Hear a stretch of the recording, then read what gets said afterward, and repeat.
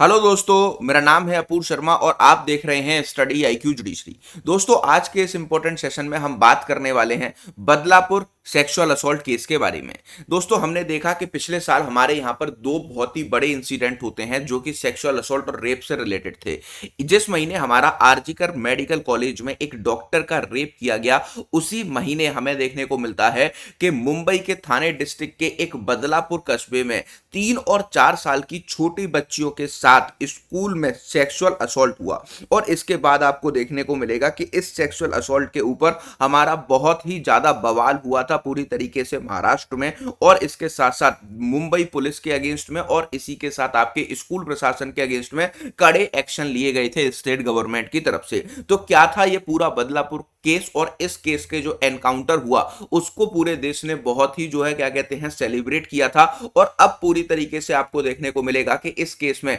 जो एनकाउंटर किया गया था उसको पूरी तरीके से फेक एनकाउंटर डिक्लेयर कर दिया गया है जुडिशियल मजिस्ट्रेट के द्वारा। और आपको यहां पर पूरी तरीके से मैं बताना चाहता हूं कि 5 पुलिस कर्मियों को इस फेक एनकाउंटर का जो है जिम्मेदार पाया गया है, और इस केस में पूरी तरीके से 5 पुलिस कर्मियों के अगेंस्ट जो है एफआईआर दर्ज करने का आदेश यहां पर पारित कर दिया गया है। तो क्या है ये पूरा मामला, इस बारे में डिटेल में चर्चा करेंगे। उससे पहले मैं आपको बताना चाहता हूं कि अगर अभी तक आप मुझसे कनेक्ट नहीं हुए हैं तो आप मुझसे कनेक्ट हो सकते हैं @अपूर शर्मा ऑफिशियल इस टेलीग्राम ग्रुप पर, या फिर आप मुझे पूरी तरीके से फॉलो कर सकते हैं अपूर शर्मा 252 के इस इंस्टाग्राम अकाउंट पर। इन दोनों ही सोशल मीडिया हैंडल्स पर मैं हमेशा आप लोगों के लिए अवेलेबल रहता हूं। चलिए स्टार्ट करते हैं आज इस केस की कहानी को। देखिए, मुंबई के अंदर आपका थाने डिस्ट्रिक्ट है और थाने डिस्ट्रिक्ट के अंदर ही एक कस्बा है बदलापुर, और बदलापुर में आपको देखने को मिलेगा कि एक व्यक्ति के ऊपर आरोप लगा जो कि स्कूल में सफाई कर्मचारी था कि उसने 3 साल और 4 साल की लड़कियों के साथ में जो है क्या किया है, सेक्सुअल असॉल्ट किया है। और ये कहानी है हमारे 13 अगस्त की। 13 अगस्त को सुबह 9 बजे से लेकर 12 बजे तक के बीच में बताया जा रहा है कि दो बच्चियां जो कि पूरी तरीके से 3 और 4 साल जिनकी उम्र थी, वो जो है वॉशरूम जाती हैं, और वॉशरूम में एक सफाई कर्मचारी जो कि 23 साल का युवा बताया गया था, वो पूरी तरीके से क्या करता है, इनके साथ में सेक्सुअल असॉल्ट करता है। इसके बाद ये लड़कियां घर पहुंचती हैं तो बहुत ही ज्यादा डरी और सहमी हुई होती हैं। इसमें एक अभिभावक अपनी बच्ची से पूछता है कि आप जो है इतना बेटा क्या हुआ, ऐसा आपके साथ क्या हुआ कि आप इतना डरे और सहमे हुए रह रहे हो, किसी से बात नहीं कर रहे, खाना नहीं खा रहे। तो यहां पर आपको देखने को मिलेगा कि 16 अगस्त को लड़कियां पूरी तरीके से आपके स्कूल जाने से मना कर देती हैं, और जब स्कूल जाने से मना कर देती हैं तो पूरी तरीके से इनके पेरेंट्स जो है बहुत ज्यादा चिंतित हो जाते हैं। और जब उनसे पूछते हैं तो इस केस में लड़कियां बताती हैं कि जो हमारे स्कूल में दादा हैं उन्होंने उनके साथ में लगातार 2-3 दिन तक जो है गलत पार्ट को टच किया है, और गलत जो है क्या कहते हैं उनके बाथरूम में ले जाकर के उनको बहुत ज्यादा सेक्सुअली असॉल्ट किया गया है। इस पूरे मामले को लेकर के जब पेरेंट्स भागे भागे स्कूल प्रशासन के पास पहुंचते हैं तो स्कूल इस पर जो है पूरी तरीके से इनको सीरियसली नहीं लेता है। इसके बाद आपको देखने को मिलता है कि स्कूल के ना सीरियस होने पर ये जो है डायरेक्टली पहुंच जाते हैं कहां पर, आपके पुलिस स्टेशन। और जब ये पुलिस स्टेशन पहुंचते हैं तो यहां पर दोपहर के 12 बजे लगभग जो है 16 अगस्त का समय होता है, और इन पेरेंट्स को देखने को मिलता है कि लगभग अपनी कंप्लेंट रजिस्टर कराने के लिए ऐसे केस में जहां पर स्कूल के अंदर 3 और 4 साल की लड़कियों के साथ सेक्सुअल असॉल्ट के केसेस की बात की जा रही थी, इनकी एफआईआर लिखने के लिए पुलिस जो है 12 घंटे का समय लगाती है। इसके बाद आपको देखने को मिलता है कि एक पेरेंट अपनी बच्ची का जो है क्या कराते हैं, मेडिकल चेकअप कराते हैं, और मेडिकल चेकअप के जो खुलासे होते हैं वो पैरों तले लोगों के जमीन खिसका देते हैं। इसके बाद हमें देखने को मिलता है कि स्कूल प्रशासन से जब ये डिमांड की जाती है कि सीसीटीवी को चेक कराइए, आपके जहां पर जो कैमरे लगे हैं इनको पूरी तरीके से चेक कराइए, तो स्कूल प्रशासन कहता है कि कैमरे 15 दिन से पूरी तरीके से क्या है, 15 दिन से खराब पड़े हुए हैं। इसके बाद हमें देखने को मिलता है कि जब 12 घंटे बाद एफआईआर ली जाती है तो 17 तारीख से पुलिस प्रशासन एक्टिव होता है, क्योंकि आपके बदलापुर के जितने लोग हैं वो स्कूल में तोड़फोड़ करते हैं और आपके रेलवे ट्रैक पर जाकर भी ट्रेनों को रोक के धरना प्रदर्शन करते हैं। मुंबई सरकार की इस पर पूरी तरीके से, महाराष्ट्र सरकार की इस इंसिडेंट पर जो है क्या जाती है, पूरी तरीके से आपको देखने को मिलेगा नजर जाती है। और फिर आपको यहां पर देखने को मिलता है कि मुंबई हाई कोर्ट भी इस पर संज्ञान लेकर स्कूल्स में बच्चों के लिए जो है गाइडलाइंस बनाने की क्या करती है, गाइडलाइंस बनाकर जो है बच्चों को प्रोटेक्ट करने से और सेक्सुअल असॉल्ट से बचाने के लिए, सेक्सुअल हैरेसमेंट से बचाने के लिए गाइडलाइन इशू करती है। फिर अगले ही दिन जो है इस व्यक्ति को अरेस्ट कर लिया जाता है और अरेस्ट के लगभग 1 महीने बाद हमें देखने को मिलता है कि मुंबई पुलिस इस व्यक्ति को जो है पूरी तरीके से बताती है कि जब उसको स्पॉट जो है क्राइम सीन से पूरी तरीके से क्राइम सीन से जेल में या अथॉरिटीज के पास ले जाया जा रहा था, उस टाइम पर जो है एक्यूज्ड यहां पर भागने की कोशिश करता है और भागने की कोशिश के साथ साथ आपका वो जो है पुलिस की रिवॉल्वर से पूरी तरीके से क्या करता है,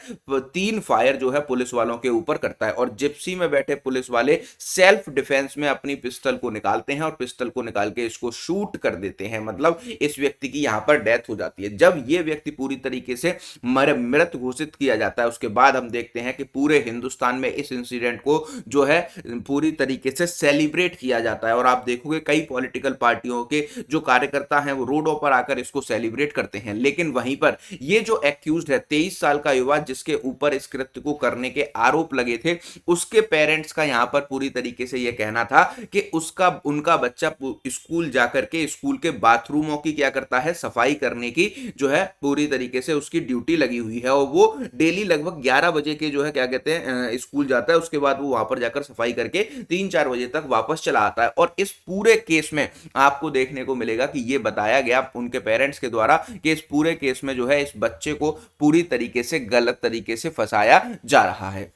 और 23 साल के जो है इस युवा की कोई भी गलती नहीं है। स्कूल प्रशासन इनको पूरी तरीके से फंसा रहा है और इसके बाद आपको देखने को मिलता है कि जो इसके मदर और फादर होते हैं वो इस चीज की डिमांड करते हैं कि जो उनके बच्चे का एनकाउंटर किया गया है, ठीक है, जो पुलिस कह रही है कि वो जो है भागने की कोशिश कर रहा था, इस एनकाउंटर की जो है क्या होनी चाहिए, आपकी जांच होनी चाहिए। और जांच के लिए आपको देखने को मिलता है कि दिल्ली हाईकोर्ट इस पर संज्ञान लिए हुई थी और दिल्ली हाईकोर्ट यहां पर क्या करती है, पूरी तरीके से आदेश करती है जुडिशियल मजिस्ट्रेट को कि जुडिशियल मजिस्ट्रेट पता करें क्या ये कोई फेक एनकाउंटर केस है या फिर ये जो है रियल एनकाउंटर है। जुडिशियल मजिस्ट्रेट अपनी जांच को इस केस में स्टार्ट करते हैं और जांच को स्टार्ट करने के बाद वो जो है पूरी तरीके से हर एक इंसिडेंट को, हर एक पहलू को धीरे धीरे समझने की कोशिश करते हैं। सबसे पहला सवाल यही था कि ये जो 5 पुलिसकर्मी थे और पूरी तरीके से जिप्सी में इस व्यक्ति को, पुलिस वैन में इस व्यक्ति को जो है क्या अगर ले जा रहे थे, तो इस पुलिस वैन में एक व्यक्ति को जो है टैकल कर ले जाते समय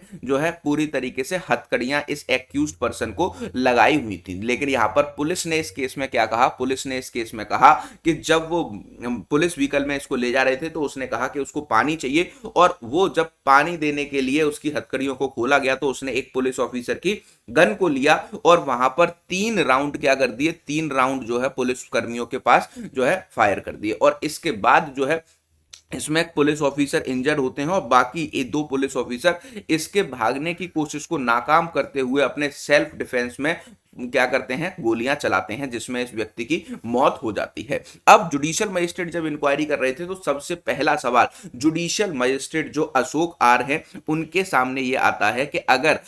एक्यूज्ड व्यक्ति ने पुलिस पर फायरिंग की है तो पिस्टल पर, किसी भी जो है पिस्टल पर या फिर किसी भी गन पर उसके फिंगरप्रिंट क्यों नहीं है, ठीक है, फिंगरप्रिंट यहां पर क्यों नहीं है। तो किसी भी गन पर फिंगरप्रिंट नहीं पाए जाते तो जुडिशियल मजिस्ट्रेट का जो और ज्यादा क्या होता है, और ज्यादा जो है डाउट पुलिस की ओर जाता है कि कहीं ये फेक एनकाउंटर तो नहीं। उसके बाद वो जब वैन में जाते हैं तो वहां पर देखते हैं कि हर एक वैन में जब एक्यूज को लेकर जाया जाता है तो वहां पर एक जो है पुलिस मतलब पुलिस क्या करती है, पुलिस जो है पूरी तरीके से हर वैन पर एक कैमरे को लगाकर रखती है। इस कैमरे की ऑन करने की जिम्मेदारी आपके जो है किसी भी सीनियर अफसर की नहीं होती, उस व्यक्ति की होती है जो उसका ड्राइवर होता है। लेकिन ये कैमरा भी ऑन नहीं था, इसी वजह से यहां पर आपको देखने को मिलेगा कि ड्राइवर से जब ये सवाल जुडिशियल मजिस्ट्रेट ने अपने इंक्वायरी में पूछा कि ये कैमरा ऑन नहीं था तो उसने बताया कि ये कैमरा तो बहुत दिनों से खराब पड़ा था। तो फिर जुडिशियल मजिस्ट्रेट ने पूछा क्या आपने अपने सुपीरियर ऑफिसर्स को ये जानकारी दी कि आपकी जो जिस वैन में आप लेकर जा रहे हो उसका पूरी तरीके से क्या है,